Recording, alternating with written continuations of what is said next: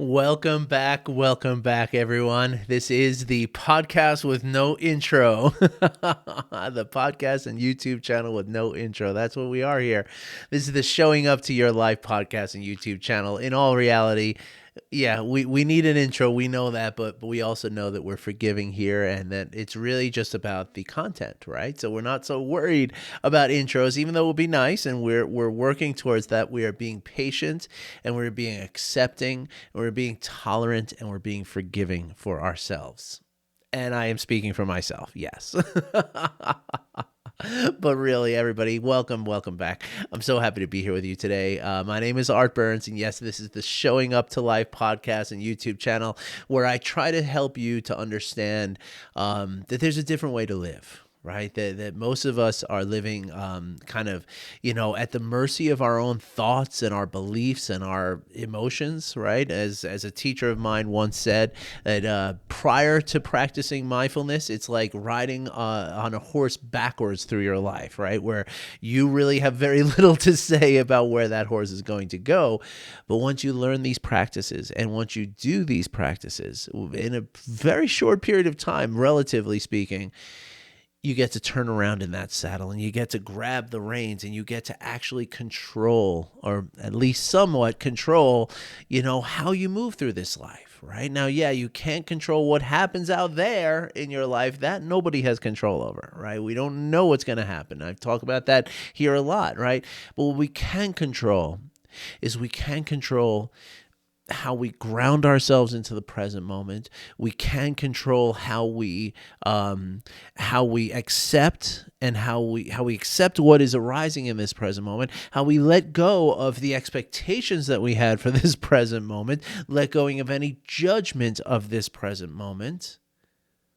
And most of all, we can change the way we treat ourselves when we do something wrong. Right? Not wrong, but when we let ourselves down, right? When we fail, when we drop the ball, when we just struggle for, even if it's not something that we're necessarily doing, we struggle and we allow ourselves through this practice, we allow ourselves to support ourselves through the struggles that we have. All right. And that's really what I want to talk about in this segment here. And the second segment is actually going to be about self-compassion as well. And I'll tell you why in the next segment, because, I'm going to tell you now. I do have a program that I'm going to start. It's an 8-week program on self-compassion, and it's going to kick off in about a week from now. I still have to iron out the exact day and time that we're going to do, but it's going to be in around a week to 10 days from now. Today is Wednesday, September 28th, I believe. And so we'd be looking at like the first or second week in October. And I am really excited about this, because really self-compassion is everything. And the reason I say it's everything is because self-compassion requires mindfulness. It requires it. We cannot practice one without the other. And you kind of can't practice mindfulness without self-compassion any more than you can practice self-compassion without mindfulness. And when I say self-compassion, let me stop myself there and let me back up a second, right? Because yes, I am going to focus on the compassion that is directed towards ourselves, directed inwardly. But compassion is compassion, right? There's no self-compassion and compassion for others.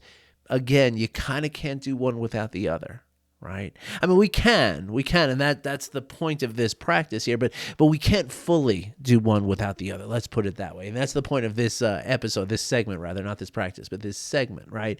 Which is to say that, as I mentioned, self-compassion requires, let's first, before we get into that, let's talk about what self-compassion is, okay? Self-compassion essentially, or compassion in general, right? Again, it's really a very, almost a fictitious, almost an illusory separation between compassion for ourselves and compassion for everyone else, right? And so what is compassion, right? Compassion, it comes from the word compare, which is to suffer with. Okay, and that's the translation from the Latin compare means to suffer with. Okay, and what that means, the reason I hesitated there because I was like going through my Latin, conjugation of my verbs, making sure I wasn't, because for a long time I used to say compassus, which is actually incorrectly written in a book somewhere that I read, and I was like, wait a second, no. Passus would be a noun, right? That's not a verb, right? So to stand, to suffer with, right? Compassus would be the suffering with, so anyway, I don't mean to get into a discord about Latin conjugation because I don't remember much of it anyway, but I do remember that that the compare is the verb form of to suffer with. And so what does that mean, to suffer with, right? What it means is that if we see someone suffering, we're not going to just ignore that suffering and just move on with our life, right? What we're going to do is we're going to stop and we're going to be with that person. We're going to support that person who is suffering. We're going to do anything we can to alleviate that suffering. If it's something where, hey, I can help you pick something up and that will relieve your suffering, well, then I can do that, right? If it's me, putting an arm around you and consoling you and just letting you know that you're not alone, well, then that's how I can relieve your suffering, right? And even if it's just sitting here and just letting you know that I recognize your suffering, that is going to help to alleviate some of that suffering, right? And so here's the thing, right?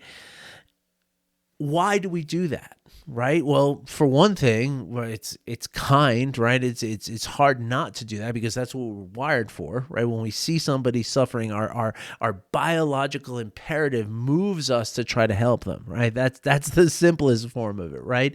But why else would we do that? Why tangibly might we want to show someone that kind of kindness and support and compassion, rather than beating them up over it?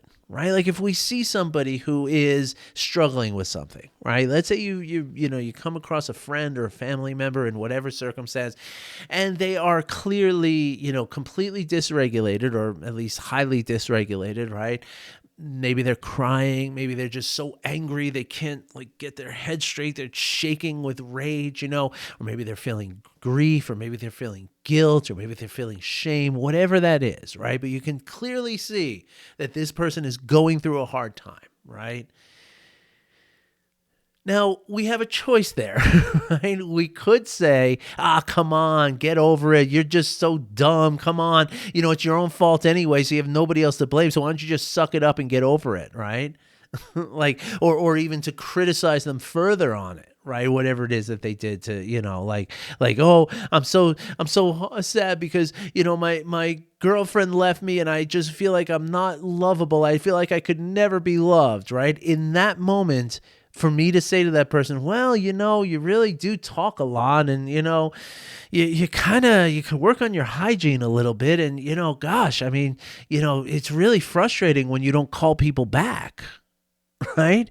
In that moment with this person who's sobbing, having gone through this thing, right? Do I really think that would be helpful for me to heap the criticism upon that person? Of course not.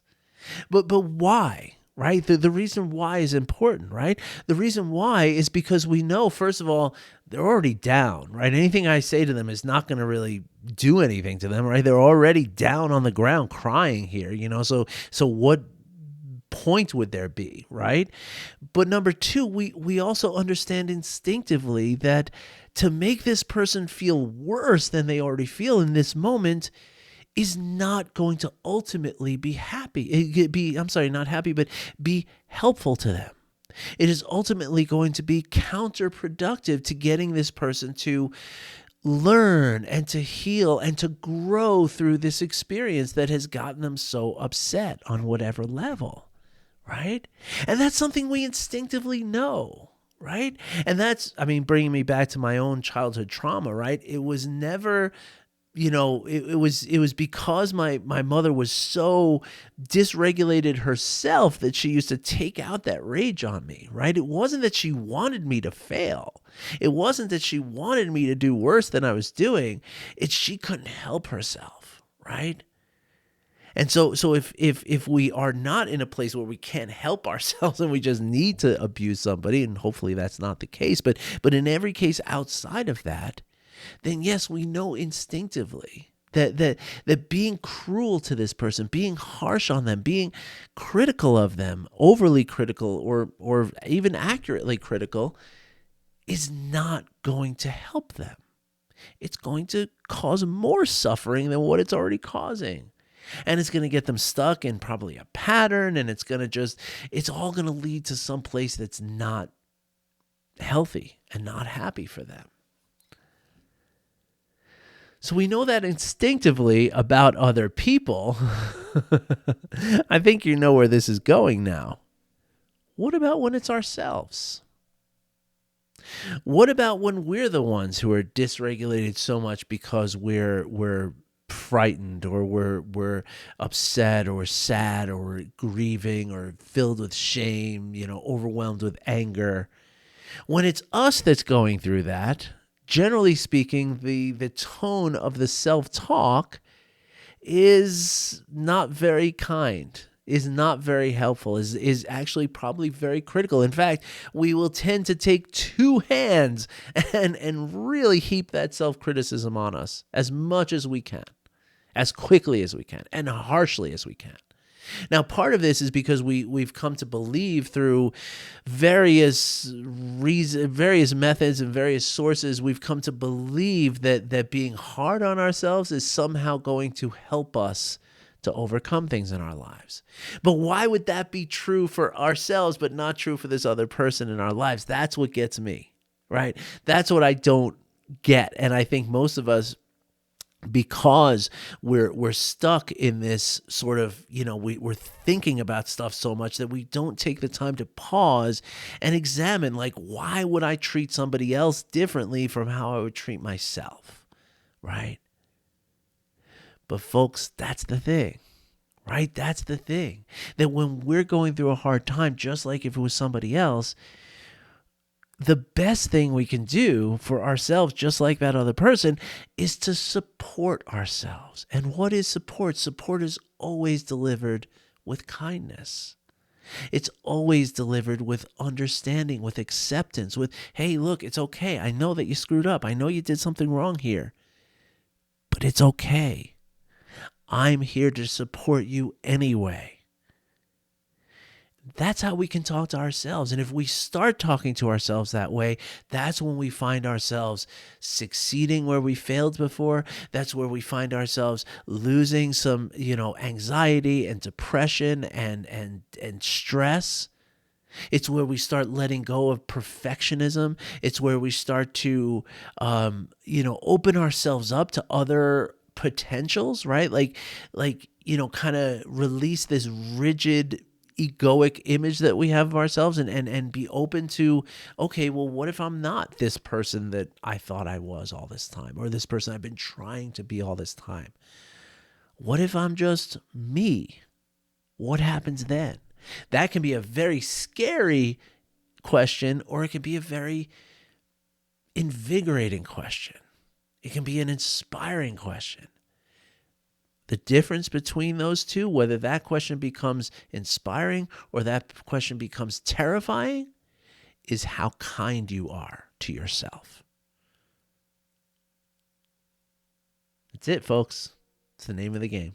And again, though, the reason why mindfulness is required is because we have to notice when we're talking to ourselves that way. And most of the time we don't. It's just so much in the background. It's just like the way that we drive our car and we do not think about where we're going. We get to where we are. We're like, I have no idea how I got here. But I do know that I just thought about all this stuff in my life and I just got myself completely stressed and tight and all this uncomfortable feeling, right? It's the same process. It's the same effect. And so when we bring mindfulness and start recognizing how we're talking to ourselves and recognizing also the difficulty that we're going through, right? Like really noticing it. Because that is required, right? As Dr. Kristen Neff says, if you're passing somebody on the street who's a unhoused person, and they're holding up this just heart wrenching sign of how they're hungry and they have kids and they need help, and you are the kind of person who would normally turn to them and say, I'll give you whatever I can, even if it's just sitting with you for a moment and telling you that I'm sorry for what you're going through, right? You're that kind of person, maybe. But if you're walking by them on your phone, you don't even notice it. You cannot even do that compassionate thing because you don't even notice it, right? So that's where the practices are always going to start with mindfulness. But again, remembering that mindfulness includes kindness, includes loving kindness for everything that is arising in this moment. That opens us up to compassion.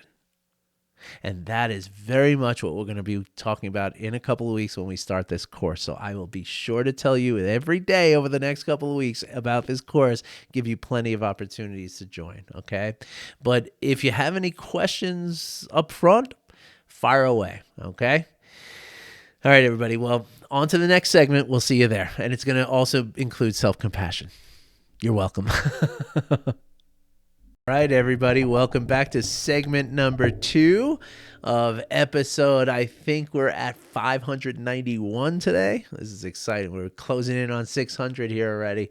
And of course, this is a deceiving number. As I've told you before, I probably recorded maybe about 50 episodes before I started naming them, or numbering them rather.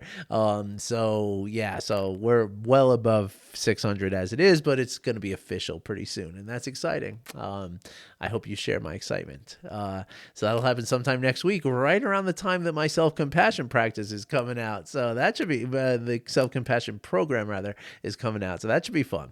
Anyway, welcome back to segment number 2, and so we're going to continue talking about self-compassion, but or compassion at large, right? That can be directed to ourselves as much as it can be directed towards anyone else, right?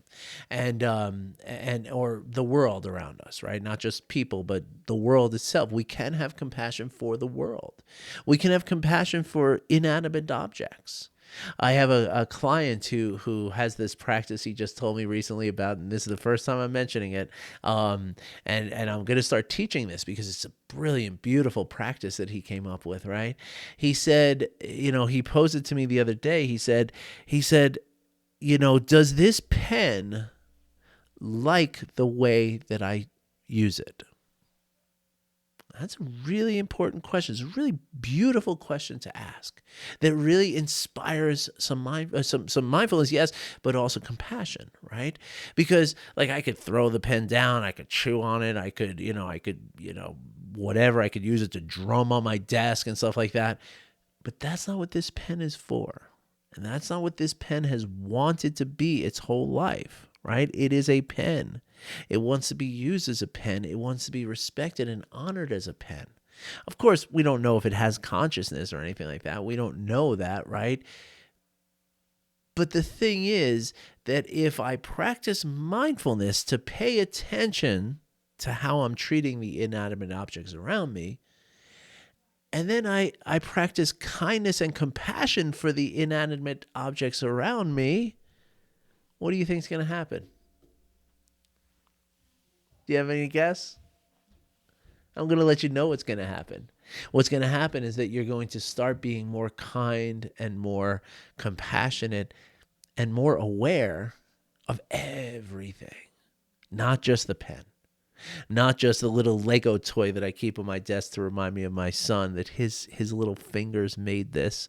Not the 2 pencils that my daughter's fingers have handled so many times to draw pictures. Not this beautiful rose quartz stone that I keep on my desk to remind me of my own love and compassion, right? But everything, right?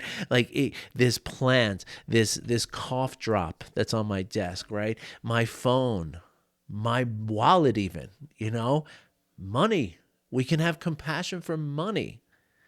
I recently saw a talk by a Japanese man who's apparently a very famous financial person and retired, written quite a few books about how to get rich and stuff like that. And what he said was that the most powerful thing that he's ever done, and then what he teaches people to do, is he calls it arigato money. Means be thankful for your money. Say thank you to your money. One of his students actually created a little futon bed that he puts his wallet in at night. He says, I sleep comfortably in my bed. I want my money to sleep comfortably in its bed too. And the idea behind this practice is to just, honor money for what it really is. It's not scarcity and it's not abundance. It's just like an energy that kind of happens. And so say thank you to money when it comes in, but also say thank you to money when it goes out, because you're getting something in return for that money. Right? Whether it's 30 days of electricity, it's 30 days of phone service, it's 30 days of housing, it's a tank of gas that could get you to go somewhere, or who knows what adventures you're going to get to. It's clothes that can keep us warm, clothes that can allow us to be cool. It's food, it's water, right? And even if you're just blowing your money, you're still experiencing something through that process. And you can be grateful for it, right? So the idea then is that when we become grateful for things, and when we become compassionate for things, or when we let me fix that sentence, right? Because, and that's the point here, right? Compassion is always in us. So it's not something we have to become. It's something we have to allow to arise. We have to allow it to flow from us, right? And oftentimes the compassion and the kindness, they get blocked by the things that cause us stress, the things that cause us anxiety, the things that cause us depression, the things that cause us suffering, which is essentially, as I always tell you, can really all be boiled down to either a delusion, meaning not seeing the world around us for what it really is, but instead seeing it with our own assumptions and colorings and preconceived notions, right? Which is all just creating, delusion, as they say in Buddhism, but it's also creating like a static, right? We're not getting a clean signal of what's happening inside or outside because of this delusion. And then from that delusion mostly comes the clinging or the aversion, right? And those three things right there, that's where all of our suffering is. And in fact, that's where I've talked about here before that there's sort of a boundary to our awareness of ourselves that is placed by those same three poisons, as they call them in Buddhism. And so it's only through self-compassion that we can break down that boundary and get past that. And that's where our shadow is, behind that boundary. That's where all the things that cause us to suffer lives. And so it's with kindness and compassion that we can go there. And we can see what's there, and we can work on what's there. We can do what they call shadow work. And once we do that shadow work, that's when we can emerge with understanding of ourselves and, quite frankly, with new abilities to be present, to accept, to let go, and ultimately to be happy. So real quick, what I wanted to talk about today, though, or in this segment, is that a lot of times, we believe, again, and this comes through many different sort of aspects of our lives, right? But we tend to get this belief in our society that that compassion is not necessary or something, or that it doesn't belong, right? And you can see how that would make sense to certain people, right? They feel like, well, it doesn't matter if I'm nice to somebody. It doesn't matter if I'm kind. It doesn't matter if I'm compassionate. It's all about paying the bills, right? It's all about the Benjamins, right? But what happens when we do? Well, here's the thing. Here's how I want to say this. So compassion, in spite of the fact that we've convinced ourselves that it's not necessary, it's not real even, right? Like, this is so false, right? Like, compassion is what runs the world, really, right? Or not runs the world in a society sense, but runs the the natural world, like the universe, if you will, right? And let's take that just as a very simple example of mammals, right? All mammals on Earth, every single one of us, right? Well, to varying degrees. Some mammals like horses and giraffes and elephants, they come out and they're almost ready to go, right? They can pretty much kind of fend for themselves within a certain period of time, right? But humans, right? We're the most extreme form of this kind of mammalian experience, which is that when we come into the world, we're not ready to handle ourselves yet. Right. And this is true it's the rare exception of, the horses and even the horses and the elephants. They need some nurturing from their mother or else they will not survive. It's just different for human beings. Human beings are actually, we have the shortest, I don't know if it's completely, we have a very short internal gestation period. And it is widely held that the first 9 months of an infant's life is really an external gestation period, meaning we cannot be alone. We need to be attached to this mother, this caregiver. Right? It's an attachment system that we have in our nervous system and in the neurons of our brain. We need this connection. And I mean need it, right? There's lots of studies that have been done that, I'm not sure how they figured out that somebody would die, but they've determined through, really ethically questionable, scientific experiments done with animals where they know, right? Like this is a well accepted, fact of science and medicine, right? That if a human baby is born and that human baby is kept safe, is kept warm, is given all the food and all the liquids that it would need, right? But it is never touched, it is never picked up and held, that baby will die. That baby will not survive. No matter how well you're feeding it, no matter how well you're taking care of its physical needs, without that connection to someone, and it doesn't necessarily have to be the child's own mother, right? It could be a surrogate of any kind. It could be a nurse in the hospital, right? But if someone doesn't pick that baby up and simply hold that baby to their chest and let them feel that human-to-human connection, that baby will not live. It will not. And so that to me tells me that we are wired for compassion and for connection, because connection really is what compassion is all about, right? Again, to suffer with, as I said in the last segment, right? If I'm suffering with you, then I'm here with you. We're connected in this suffering, right? And that's the important aspect of this work, is that suffering is something that connects all of us. Failure, error, to err is to be human, right? So failure is something that connects all of us. Error, shame, hard emotions, difficulty, all of this is what connects us to one another. This makes us human. But yet, most of the time when we're feeling a level of any of this, we feel very isolated. And we feel like nobody could mess up as bad as I have. Nobody could be as sad and lonely as I am right now. Nobody could feel the level of shame that I feel over the things that I've done, right? That's the way we feel, but that is completely opposite to the truth. The truth is that everyone has felt all those things at some point or other on some level or other. Even the billionaires.